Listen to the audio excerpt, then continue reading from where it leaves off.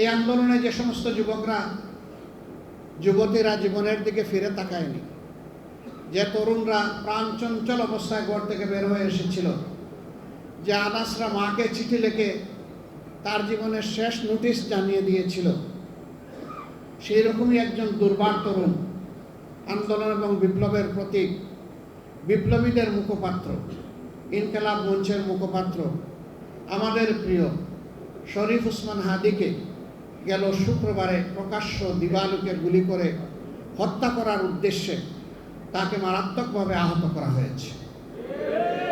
আমরা তার জীবন নিয়ে শঙ্কিত, শুধু শঙ্কিত নই, দারুণভাবে শঙ্কিত। আজকে তাকে সিঙ্গাপুরে নিয়ে যাওয়া হয়েছে। জানি না আল্লাহ তাআলা তার কপালে কিসমতে ভাগ্যে কি লিখে রেখেছে।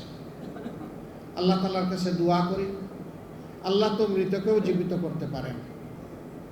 তুলিজুল হাইয়্যা মিনাল মাইয়্যিত, আল্লাহ বলেছেন তুখরিজুল হাইয়্যা মিনাল মাইয়্যিত, যে আমি মৌতের ভিতর থেকেও জীবন দিয়ে বের করে আনতে পারি।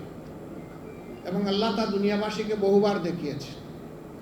আমরা আল্লাহ তাআলার দরবারে বিগলিত চিত্তে দোয়া করি, আল্লাহ তাআলা তার কুদরতের হাত হাদির দিকে সম্প্রসারিত করে তাকে তিনি আবার বিপ্লবী হিসেবে আমাদের কাছে ফিরিয়ে দিন।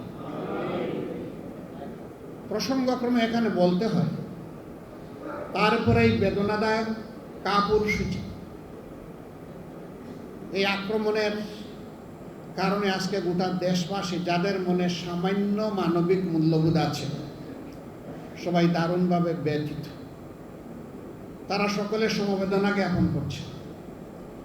এমনি প্রেক্ষাপটে